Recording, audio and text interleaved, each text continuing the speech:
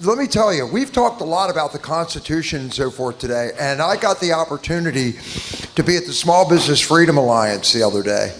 And I said, I sat back and I watched this guy do this presentation. I was like, holy cow. And I went up and I signed up. I signed up and I had somebody call me the other day and say, hey, Danny, you're going to be part of the Convention of States. I said, okay, I'll check this out too.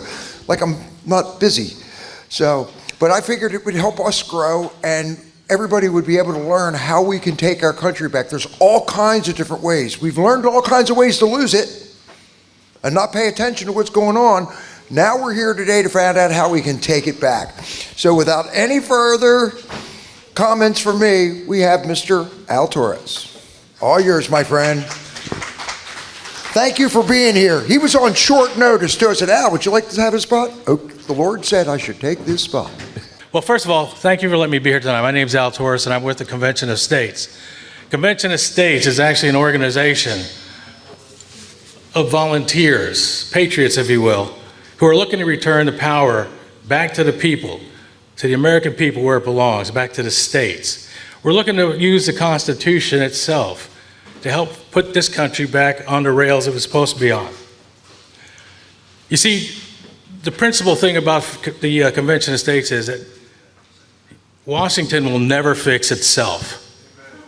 That's up to us, as you heard over here tonight. Everybody's intersected here with we the people, and it's up to us to be able to do this. Conventions of States is using Article 5 of the Constitution to make this happen. You see, we want to put the government back in its place the way it's supposed to be. We want to handle it, and we're going to take care of the three big problems we see emerging from Washington, D.C. today. And that is the crisis of the spending. We're going broke, folks. We're over $30 trillion in debt, as you already heard today. The other part is term limits. Our founding fathers never intended anybody in Washington, D.C. to be a career politician. So term limits is the other one we're looking to put in there. And the other one is a big one, the overreach of the federal government. The federal government doesn't have the right to tell you what you can do in your house, not to be able to use a gas stove. I wouldn't use it, my wife uses it, but she needs to be able to use that gas stove if she wants it, right? So we're looking at those three key areas. And we're doing that by educating people and understanding that we can use Article 5 of the Constitution to make this happen. Now, I'm really glad that I come up to speak after Dan was up here to talk about the militia, their Second Amendment. And why is that? Because today we are in 1776 2.0. There is no other time for us to be able, we don't have much other time to save this country. But here's the thing. Article 5 was given to us by the founders of this country for times that we're living in today. They knew that the government that grew so big and become tyrannical would need to be taken care of. When they sat in Philadelphia writing that document, they forgot something. After they wrote everything, and just 4 days before they finished, a Virginian, George Mason, said, we forgot something. We gave the power of the government, knowing that the document we've created here today is not perfect, and they had a right to amend it. They had ability to do it. But what they forgot was to give the people the same right. There was no voice for the people. And they remembered, we just fought a war from a tyrannical government because we want to be free men. And we forgot to give that same opportunity to the people. And so Mason added the other part of Article 5. Let me read it to you real quick so we have the words of Article 5 itself. It says, the Congress, whenever 2/3 of both houses shall deem it necessary, shall propose amendments to this Constitution. And here's a key word I like, or on the application of the legislatures of 2/3 of the several states shall call a convention for proposing amendments, which in either case shall be valid for all intents and purposes as part of the Constitution when ratified by the legislature of 3/4 of the several states. That means it takes 34 states to call a convention, 38 states to ratify anything that comes out of that convention. 34 states. we the people in 34 states who passed a resolution calling for a convention of the states to propose amendments under these three categories: stop that's crazy spending, financial responsibility to federal government, term limits, you weren't supposed to be there forever, and third, stop the overreach of the federal government. I want to read something here real quick.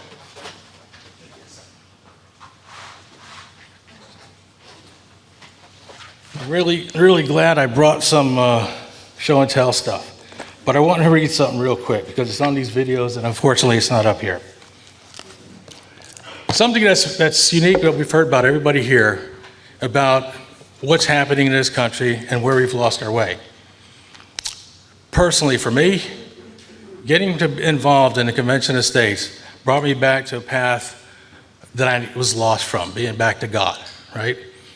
And I realized that as I went through this because I can't talk about saving this country using the Constitution without realizing that the very foundation of this country came from this book right here, our Bible, right? Something you have to understand. This book here was the architectural foundation of our Constitution. What you find in here is in here, and what we have to follow. But let me read to you something that's here. The Bible and America both enjoy unprecedented success. The Bible is the best-selling book of all time. It has sold hundreds of millions of copies worldwide and has been the best-selling book in America for centuries. No other book is comparable.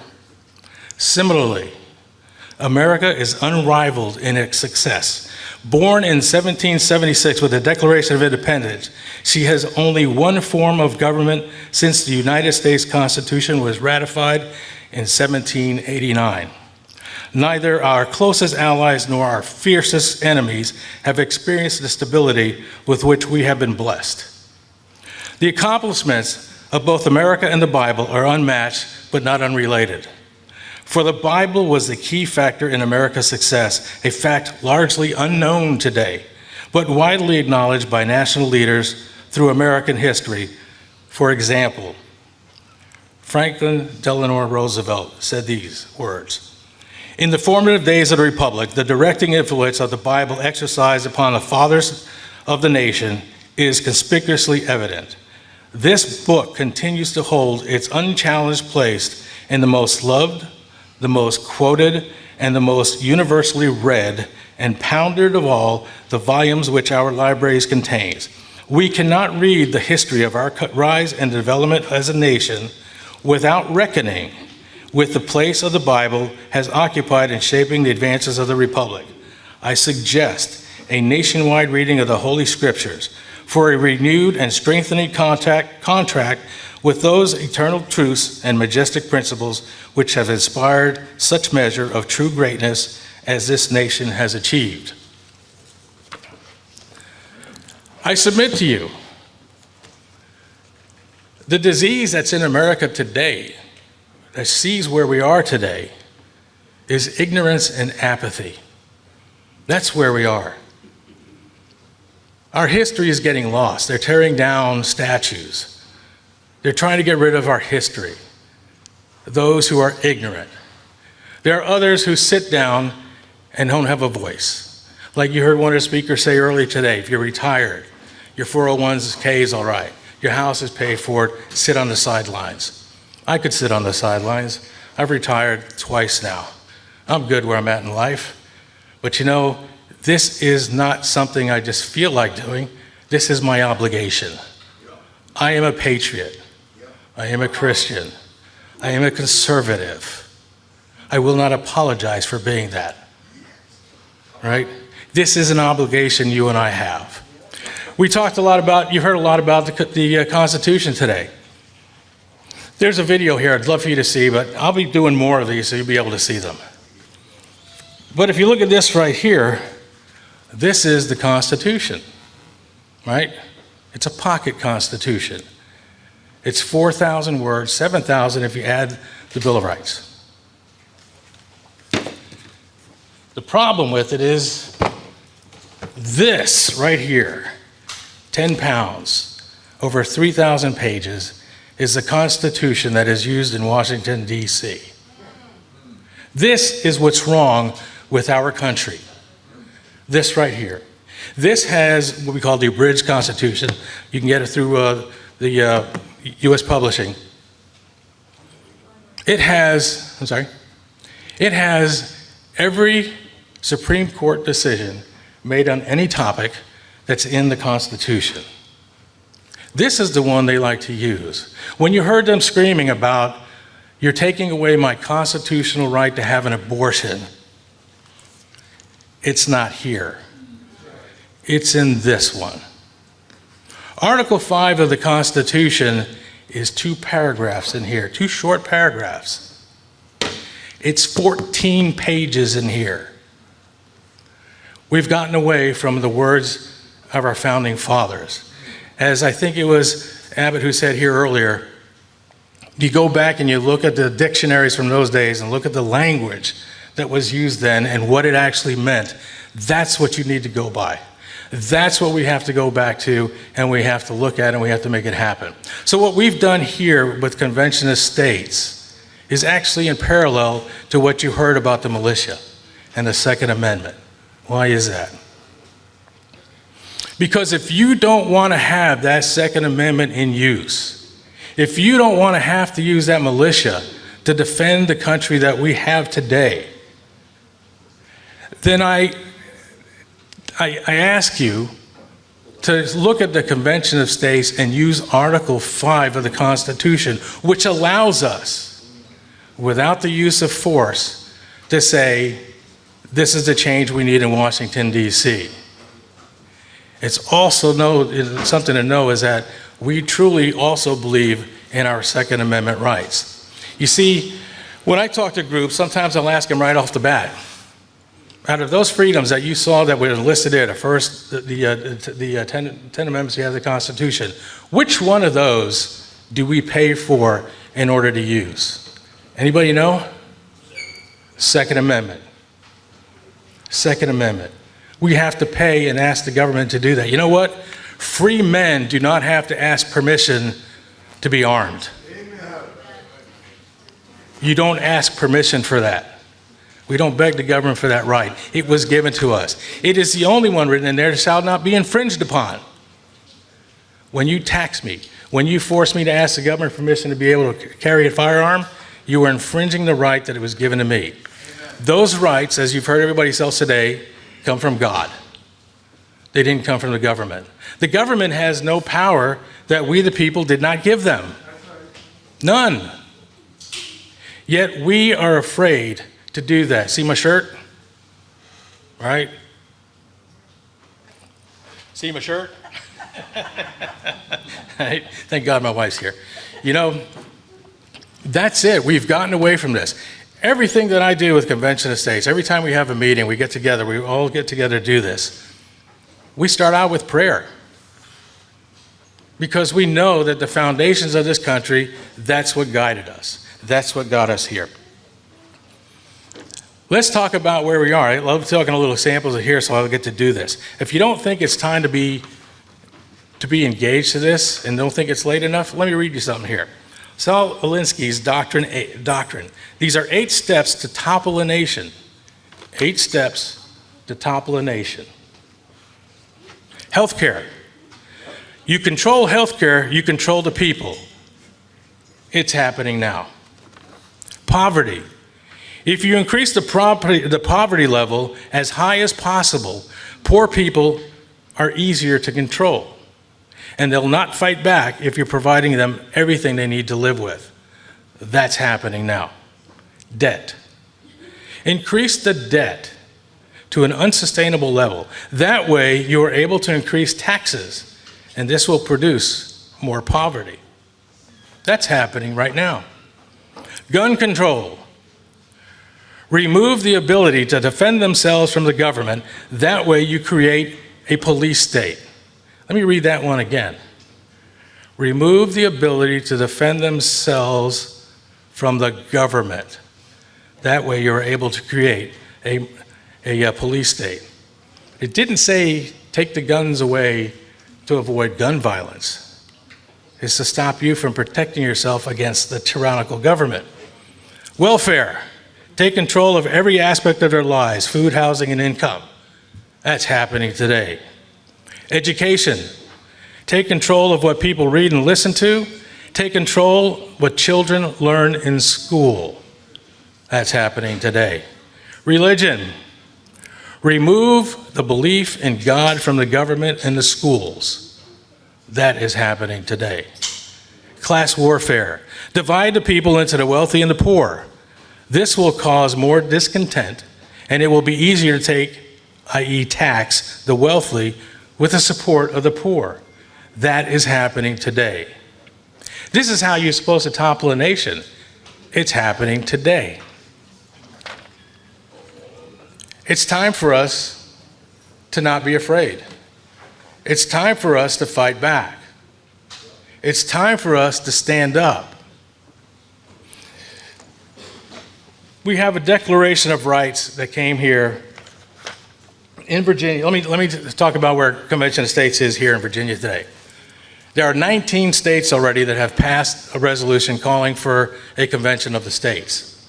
We have opponents both on the left and on the right, surprisingly, who do not want this to happen. They believe that we would have a runaway convention. They would submit to you and believe that our very first convention in Philadelphia was a runaway convention. They believe that those delegates who showed up there, the commissioners, did not do what they were supposed to do. And I've had some of them challenge me on that. They say they did that. Here's the problem. You see, when a call of a convention happens, you follow what is petitioned by the first call. The very first call, surprisingly enough, came from Virginia. Came right from here, right? Of those 19 states, Virginia is not included. The team here in Virginia has been very, very strong in trying to get things done here. In fact, the Convention of States team here in Virginia just this year won the Team of the Year award. Let me tell you what they did. All candidates were invited to complete a survey on their COS position. The pro-COS candidates were successfully supported in the state primaries. Every tool available to us in the Convention of States was used. Block walking, telepatriot calling, the Convention of States get out the vote texting, emailing, text blasts, yard signs, polling place manning, and permitted signage. By election day, the state team had reached 61,501 voters. Over 3,600 doors were knocked on by the block walking teams. 7,417 telepatriot calls had been made. And over 35,000 get out the vote text, person-to-person text had been sent. And when it was all said and done, at least 8 pro-COS candidates supported by this team were elected. You see, Convention of States has a goal of making that convention happen. But our mission, my mission, is a different kind of woke. It's getting people educated and telling them to get off your butts and get involved. It's about learning how to be engaged with your legislators, how to talk to them, how to communicate with them, how to hold them accountable for the actions that they're taking in Richmond or in DC. This is what we need people to do. This is the wakeness that we have to make happen. Like somebody said earlier, most of us are in the winter, the fall or the winter of our lives. And we need to educate and bring along the young people to be able to do this. And how do we do that? We do that by educating and by getting them involved. This is what the cause is. This is what we're supposed to do. You know, like he said, I'm here by accident kind of as a last minute fill. And I didn't get a chance to really do what I like to do at a full presentation. But as I told him, I said, Dana, you know, if you're asking me to speak, I guess I have to. These opportunities come along. I'm not a professional at what I do. I didn't get paid, so my amateur status is still in place, right? But his answer to me, there's no coincidence, it's God's plan. So pay attention, because I guess I'm part of God's plan, right? Amen. Right? This is what I guess I am. But there's one thing that you've heard from everybody here today, is that we're in trouble as a nation. That's no lie. You have a president here today who stood up his first joint session of Congress, looked in that camera, and he said, the government's the people. Did any of you catch that? He did. He said the government's the people. I believe when Abbott here today said that the president said we're going to need more than an AR-15, he's the first one I've ever heard say that, other than me, that I know of, right? He picked up on it. Those of us who wore the uniform know it. What he did was tell you and me, the people, don't even try. Yeah, kind of like he said, just don't, right? What do you think, where does he get the testicular fortitude to look at us in the eye and say, you need more than an AR-15? You work for us, buddy. You work for us. The first National Prayer Day when he was in office, he never uttered the word God. Never. It's a godless leadership we have in our country right now. Nowhere, never in the history of this country, has the government ever told us you can't go to church. They used the COVID experiment to tell us we couldn't go to church. You go to school. I mean, you can go buy your groceries at the grocery store. You go to movies. You can attend different functions. You could go to BLM marches, but you couldn't go to church. And we let it happen. We let it happen. Many of us didn't, but they were able to get the American people, many of them, to be sheep. They were led into complacency, to doing nothing, to sit at home, to be fearful. That's how you get a country to do what you want them to do. You scare them. You scare them. I'm not scared.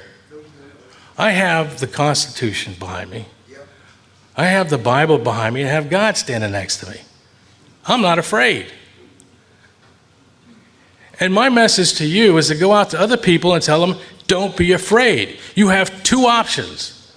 Two options. Conventionofstates.com. I want you to go to conventionofstates.com and sign the petition. When you do that, you are letting your representative in Richmond know that you support the call for a convention of the United States to try to fix Washington, D.C., because Washington will never fix itself.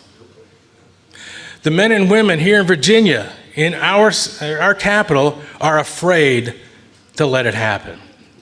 I have a bunch of documents here that I can look at real quick and let you know.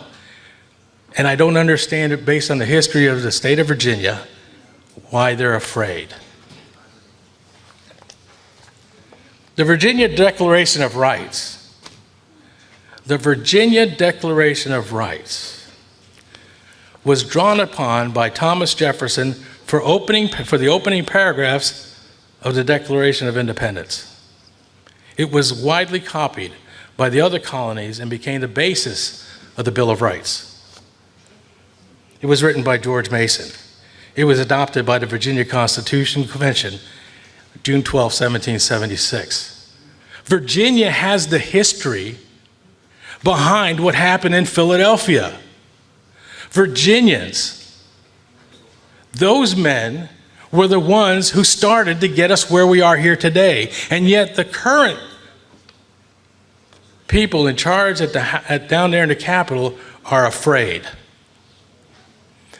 We've tried several times to get the resolution passed here in Virginia, and it fails. It won't either get out of committee, they won't put it on the calendar, whatever it is, they don't like it, they don't want it. Because they're afraid to use what's in the Constitution to make it happen. What are they afraid of? They're afraid of we the people. Amen. It takes away their power. So what I implore you to do is study it, read about it, understand it.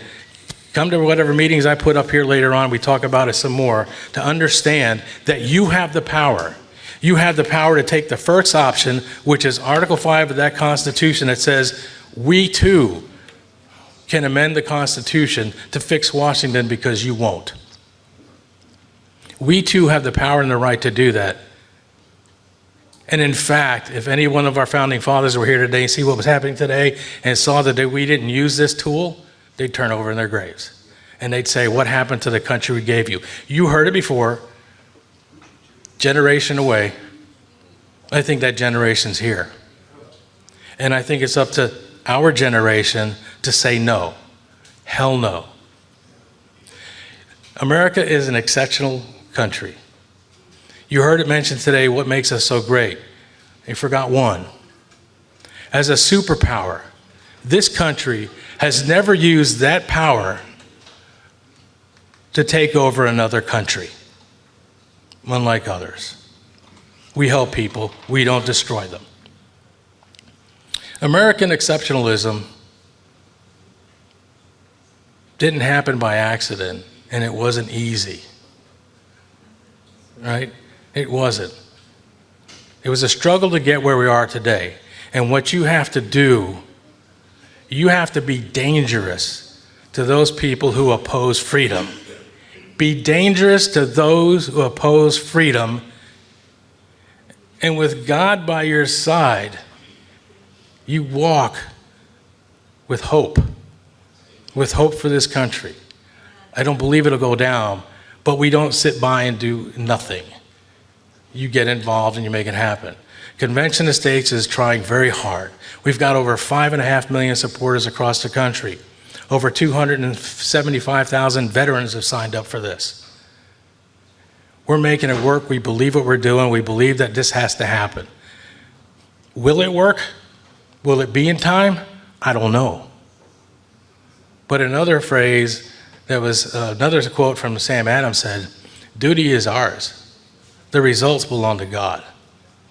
So with that, don't forget, I have petitions here you can sign if you'd like to. I'll sit over here and do that and have my cards. And I want you to go to conventionofstates.com and sign up. You put your full address in there, and that will make sure that a copy goes to your representative so that they understand and know that you, their constituent, believes in supporting the Convention of States. With that, thank you very much. Awesome. Al, thank you so much. Thank you.